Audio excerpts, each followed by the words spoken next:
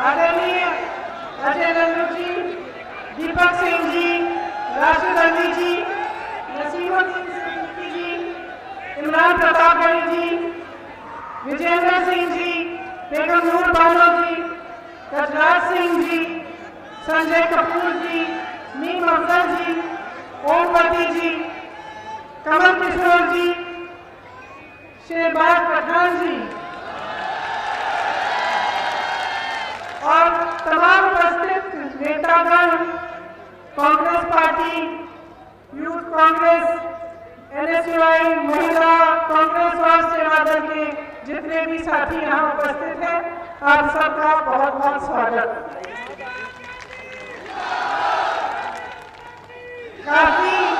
काफी धूप हो रही है, कुछ समय से आप बैठे हैं। हाँ,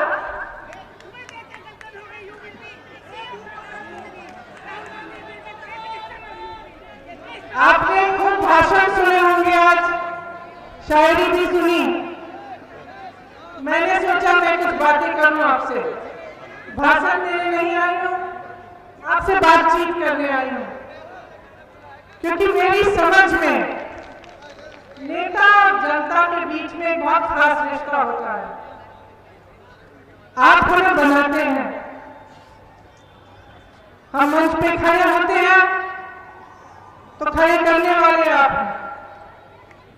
आपके और हमारे बीच में भरोसे का रिश्ता होता है।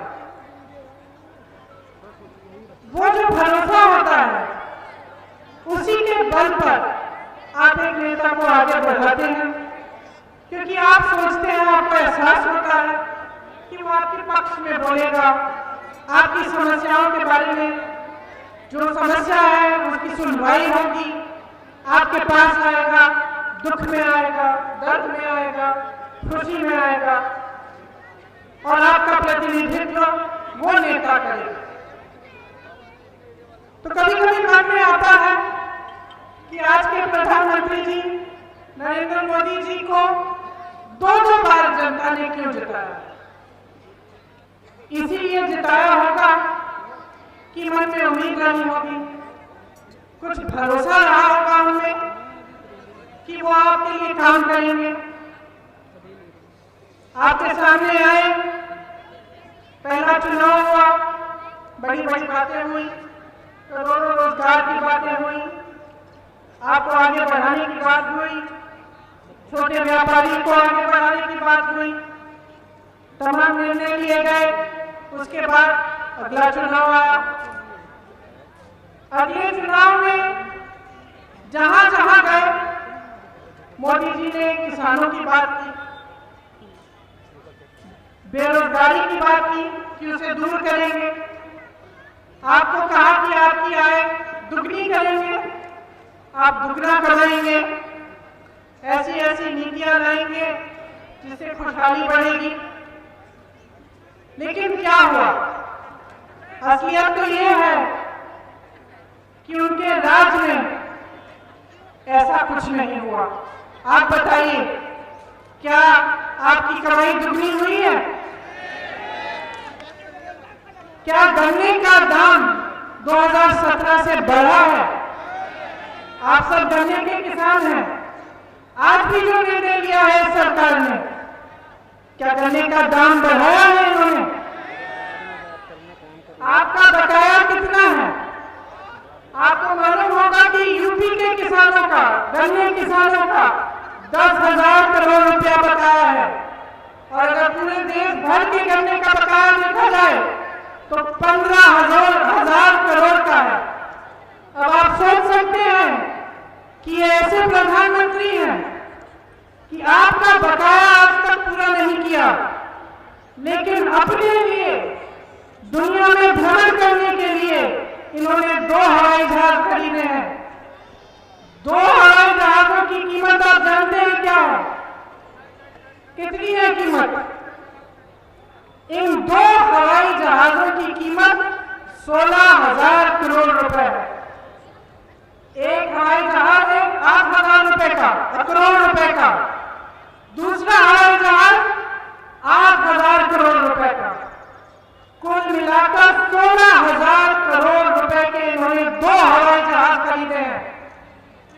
जबकि 15,000 करोड़ रुपए में इस देश के एक एक गन्ने किसान का बकाया वो वापस कर सकते थे। आपने पढ़ा होगा कि दिल्ली में संसद भवन जो है उसके सुंदरीकरण के लिए बहुत बड़ी योजना बनी है। कितने रुपए की योजना है? 20,000 करोड़ रुपए की वो योजना है। जबकि वो संसद भवन दुनिया में मशहूर है। वो इंडिया गेट को देखने के लिए दुनिया भर से लोग आते हैं। उसके सुंदरीकरण के लिए 20,000 करोड़ रुपए उपलब्ध है, लेकिन इस देश के किसान के बकाये के लिए 15,000 करोड़ उपलब्ध नहीं है। यही इस सरकार की नीयत है। जो भरोसा आपने किया था वो भरोसा टूट चुका है।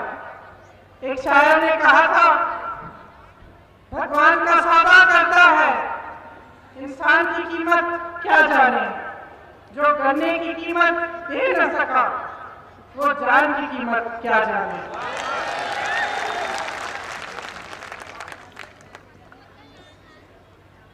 अब जैसे कि आपके ऊपर काफी संकट नहीं थे,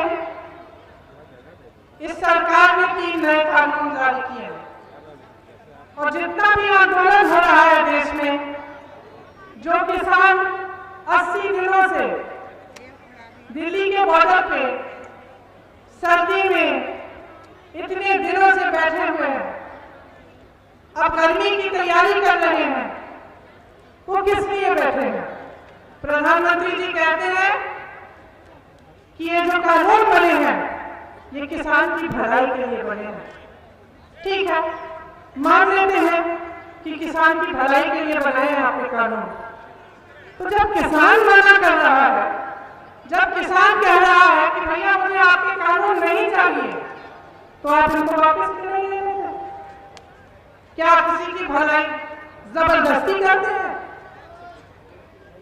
क्या आपकी समझ इस देश के करोड़ों किसानों की समझ से ज्यादा है? क्या ये नहीं जानते कि इनकी भलाई के लिए क्या है, क्या नहीं है? फिर सरकार कहती है शायद समझ नहीं पाए हैं कि कानून क्या है। इसलिए मैंने सोचा आज मैं यहाँ आई हूँ, आपको बता देती हूँ कि ये 3 कानून क्या है। देखिए, 1955 में पंडित जवाहरलाल नेहरू ने जमाखोरी के खिलाफ कानून बनाया था, क्योंकि जमाखोरी के चलते किसान पिस रहा है। आज जो पहला कानून बना है उससे इस सरकार ने जमाखोरी करने की पूरी अनुमति दे दी है। इस कानून के जरिए बड़े बड़े खरबपति, बड़े बड़े उद्योगपति कितना भी आपसे सामान खरीद सकते हैं और कितना भी सामान जमा कर सकते हैं। कोई रोक नहीं है, कोई पाबंदी नहीं है। इसका मतलब ये है कि उनकी पूरी तरह से मनमर्जी चलेगी। जब वो जमा करना चाहेंगे करेंगे, जब वो आपको कहना चाहेंगे कि अब आप खरीद नहीं सकते तो कहेंगे, जब आपको कहना चाहेंगे आप ये दाम नहीं मिलेगा, आज हम आपको कम दाम देंगे, तो वो भी कर सकते हैं। तो ये जो पहला कानून है, इससे जमाखोरी बढ़ेगी और पूरी तरह से सरकार ने बड़े बड़े उद्योगपतियों को जमाखोरी करने की अनुमति। दूसरा कानून ये है कि जिसको प्राइवेट मंडी खोलनी है वो खोल सकता है और बड़े बड़े खरबपतियों की बड़ी बड़ी मंडियां खुलेंगी। तो शुरू में से तो ऐसा लगेगा कि बहुत अच्छा है, अच्छी अच्छी मंडियां लगा रहे हैं, बना रहे हैं लोग। लेकिन इसमें क्या कहा है सरकार ने कि जो सरकारी मंडी है उसमें आपसे टैक्स लिया जाएगा और जो प्राइवेट मंडी है उसमें आपसे टैक्स नहीं लिया जाएगा। इससे क्या होगा? तमाम किसान प्राइवेट मंडी में जाएंगे। जैसे प्राइवेट मंडी में जाएंगे, सरकारी मंडियां बंद होना शुरू होंगी। लेकिन सरकारी मंडी में एक चीज थी जो आपको मिलती थी, न्यूनतम समर्थन मूल्य आपको मिलता था। जैसे जैसे प्राइवेट मंडियां आगे बढ़ेंगी और सरकार की मंडियां बंद होगी, आपको न्यूनतम समर्थन मूल्य मिलना बंद हो जाएगा। इसके जरिए भी जो बड़े बड़े खरबपति उद्योगपति हैं फिर से अपनी मनमर्जी कर पाएंगे। मंडी उनकी है, दाम वो तय करेंगे, कितना खरीदना है, कब खरीदना है, वो तय करेंगे। अब तीसरा कानून सुनिए। तीसरे कानून में यह लिखा है कि कॉन्ट्रैक्ट यानी ठेके पे किसानी होगी। इसका क्या मतलब है? इसका मतलब है कि बड़ा खरबपति आ सकता है आपके गांव में और आपको कह सकता है कि देखिए आप 10-15 किसान हो, आपके साथ मैं कॉन्ट्रैक्ट बनाऊंगा, आप गन्ना उगाइए और इस गन्ने के लिए मैं आपको 500 रुपए दूंगा। आपने मेहनत की, गन्ना उगाया, समय आया गन्ना बेचने का, आप उस खरबपति के पास गए, आपने उनसे कहा कि 500 रुपए में आपने कहा था आप खरीदेंगे, तो ये बिल्कुल उसकी मर्जी है कि आपको कह दें कि नहीं हमें तो अभी गन्ने की जरूरत ही नहीं। तुम्हें किसने कहा 500 का खरीदेंगे हम? 200 देते हैं, दे दो। फिर आप क्या करोगे? सबसे जो बड़ा जुर्म है इस कानून में वो ये है कि अगर ऐसी स्थिति पैदा हुई कि आपने कॉन्ट्रैक्ट कर दिया है खरबपति के साथ, आपने गन्ना उगा दिया, आपके साथ उन्होंने तय भी किया था कि दाम पे देंगे, अब वो कहता है कि भैया हमें जरूरत नहीं है, आप जाओ कहीं और बेच दो अपना, तो आप अदालत में भी नहीं जा पाएंगे, आपकी कोई भी सुनवाई नहीं होगी। ऐसा कानून बनाया है कि कोई कानून ही लागू नहीं होगा इन पे। और आप सोच सकते हैं कि अगर सिर्फ उस कानून में लिखा है कि आपको अगर सुनवाई करानी है एसडीएम तक जा सकते हैं, उनसे बड़ा एक अफसर है उनके पास जा सकते हैं। अब आप सोच सकते हैं कि एक तरफ खरबपति, एक तरफ आप, क्या होगा? न्याय मिलेगा आपको? तो ये कानून जो बनाए हैं, तीनों कानून किसान के लिए नहीं बनाए गए, ये इनके पूंजीपति मित्रों के लिए बनाए गए हैं। और ये देश अंधा नहीं है, देख रहा है 60 सालों से क्या हो रहा है इस देश में। देश का एक एक देशवासी देख रहा है कि चाहे कुछ भी हो, बड़े से बड़े सरकारी उद्योग न हो, वो सब 2-3 जनों को बिक रहे हैं। इन्हीं के पूंजीपति मित्र सारी मीडिया चलाते हैं, इन्हीं के पूंजीपति मित्रों के द्वारा इनके चुनाव चलते हैं, इन्हीं के पूंजीपति मित्रों को पूरा देश सौंप दिया गया है। चाहे हवाई अड्डे हो, चाहे बड़े बड़े उद्योग हो, 75 सालों में जितना भी सरकार ने काम किया, बेरोजगारी को हटाने के लिए भी जो बड़े बड़े उद्योग बने सब बेच डाले, और जो अब तक बिके नहीं है उनको बेचने की भी योजना कर डाले।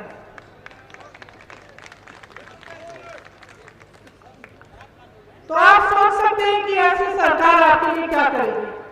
और अगर अभी भी आपको इनसे उम्मीद है तो जरा गहराई से सोचिए कि आपके लिए कुछ करने नहीं वाले हैं। आज भी जब लाखों किसान इनके दरवाजे पे खड़े हैं तो वही प्रधानमंत्री जो अमेरिका जा सकते हैं, ट्रंप साहब के चुनाव में उनके लिए बोल सकते हैं, सभा कर सकते हैं, जो चीन जा सकते हैं, जो पाकिस्तान जा सकते हैं, कोई ऐसा देश नहीं है जो इन्होंने छोड़ा। सबने देखा और सबने टीवी पे देखा, कभी कहीं उनका स्वागत हो रहा है, कभी कहीं। और बताइए, अपने घर से 2-3 किलोमीटर दूर 3 लाख किसानों से जो वहां पे धरना मार रहे हैं, जो सिर्फ आपसे ये मांग कर रहे हैं कि प्रधानमंत्री जी हमसे आकर बात करिए, हमारी बात सुनिए। आप 2-3 किलोमीटर अपने घर से दूर उनके पास नहीं जा पाए, आप दुनिया घूम सके, बड़े बड़े हवाई जहाज खरीद लिए अपने लिए आपने, लेकिन आप उन किसानों की सुनवाई करने के लिए नहीं जा पाए। उल्टा क्या किया आपने? संसद में खड़े होकर मजाक उड़ाया। उन्हीं किसानों को आपने एक नया नाम दिया, आंदोलनजीवी, परिजीवी। परिजीवी होता क्या है आप सब जानते हैं, सब किसान। आपका अपमान किया, भरे संसद में हंसते हुए आपका अपमान किया। तो 215 किसान शहीद हुए हैं, उनमें से 25 साल का लड़का, मैं कुछ ही दिनों पहले रामपुर गई, उसके अंतिम अरदास में इतना दुख हुआ, मैं क्या बताऊं उस परिवार से मिलकर। एक 25 साल का बच्चा, उस परिवार को लगता है कि उसे गोली मार दी गई, वह शहीद हुआ। उसकी मां मेरे पास बैठी थी, पूरे समय कुछ बोली नहीं, आंखों में आंसू थे, और आप संसद में खड़े होकर मजाक उड़ा रहे हैं, आप परिजीवी कह रहे हैं, आपके मंत्री देशद्रोही कह रहे हैं। इसका मतलब है आप पहचान नहीं पाए, मोदी जी पहचान नहीं पाए कि देशभक्त और देशद्रोह में फर्क क्या है। कि सिर्फ एक देशभक्त शांतिपूर्वक आंदोलन में 80 दिनों से हर समस्या को झेलते हुए सड़क पर बैठकर शांति से आपसे मांग सकता है कि अपना अधिकार मिले उसे, सिर्फ एक देशभक्त कर सकता है। आप पहचान नहीं पाए, आपने मजाक उड़ाया। कल परसों हरियाणा के कृषि मंत्री का एक वीडियो निकला, हंस हंस के बोल रहे हैं, तो क्या हुआ, 215 लोग मर गए, तो क्या हुआ, तो घर में बैठे बैठे भी मर जाते, और हंस रहे हैं। देखिए, मैं शहीद के परिवार की बेटी हूं। शहादत बहुत बड़ी चीज होती है। शहादत को झेलने वाला जो शहीद है वो नहीं होता, उसका परिवार होता है। उस दुख को दिल में रखता है जीवन भर, उसका मजाक उड़ाने का किसी का अधिकार नहीं है। चाहे वो मंत्री हो, चाहे वो इस देश का प्रधानमंत्री हो, चाहे कोई भी हो, जो अपने अधिकार के लिए शहीद हुआ है वो पाक होता है, और उस पर उंगली उठाने का किसी को अधिकार नहीं है। और मैं फिर से दोहराऊंगी कि जो किसान आपके दरवाजे पे खड़ा है, नरेंद्र मोदी जी, जो किसान आपके दरवाजे पे खड़ा है, उसका बेटा आपकी सीमा पे खड़ा है। जिस किसान का अपमान कर रहे हैं, उसका बेटा आपकी सीमा पे आपकी सुरक्षा कर रहा है। आपके अंगरक्षक उसी किसान के बेटे हैं। अपमान करने का कोई हक नहीं है आपको। और मैं ये कहना चाहती हूं कि ये जो कानून बन रहे हैं, जिससे इस देश का किसान, इस देश का गरीब संकट में है, रो रहा है, अपना अधिकार मांग रहा है, उसे आप वापस लीजिए, इन कानूनों को रद्द कीजिए। जिन्होंने आपको सत्ता दी है उनका आदर कीजिए, जिन्होंने आपको सत्ता दी है उनको अपमानित मत कीजिए। देखिए, जिसको सत्ता मिल जाती है, दो तरह के नेता होते हैं। कुछ ऐसे नेता होते हैं जिनको बहुत अहंकार हो जाता है, वो भूल जाते हैं कि सत्ता देने वाला कौन है। इस देश के इतिहास में बार बार हुआ है, बार बार हुआ है कि ऐसा नेता जब अहंकार में आ जाता है तो देशवासी उसको सबक सिखाते हैं।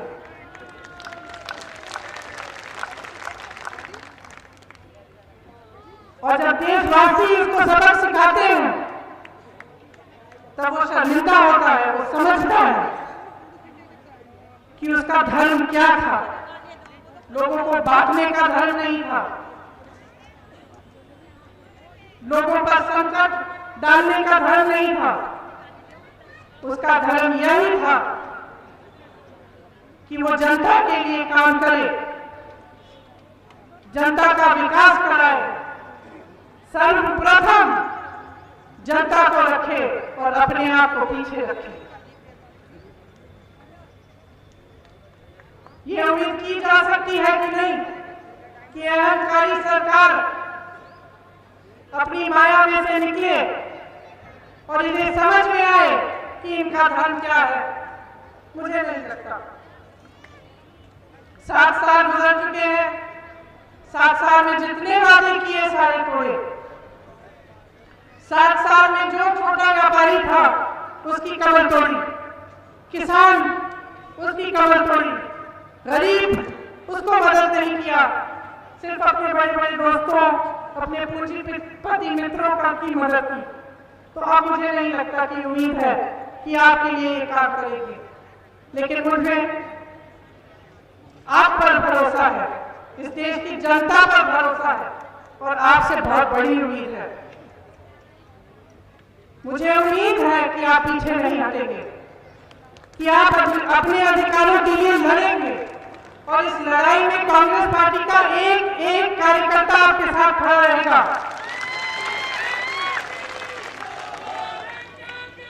इस लड़ाई में हम आपके साथ हैं। मेरे भाई राहुल गांधी जी आपके साथ हैं, जिन्होंने संसद में किसानों की बात की, जिन्होंने संसद में कहा कि 2 मिनट मौन आप किसान के लिए रखिए जो शहीद हुआ है। और जितने भी सरकारी नेता थे, जो सरकार के नेता थे, सब अपनी जगह बैठे रहे, मजाक उड़ाते रहे, लेकिन विपक्ष का एक एक सांसद खड़ा हुआ और 2 मिनट का मौन उन्होंने रखा। राहुल गांधी आपके साथ है, कांग्रेस पार्टी का एक एक नेता आपके साथ है, एक एक कार्यकर्ता आपके साथ है। और मैं आपको आज यहाँ ये कहने आई हूँ कि मैं आपका साथ नहीं छोड़ूंगी। जब जब आप संकट में होंगे मैं आपके पास आऊंगी। और मेरी जान, मेरा धर्म आप है। बहुत बहुत धन्यवाद। मैं आप सबसे आग्रह करूंगी कि जो 215 किसान आंदोलन में शहीद हुए हैं, उनके लिए हम 2 मिनट का मौन रखें।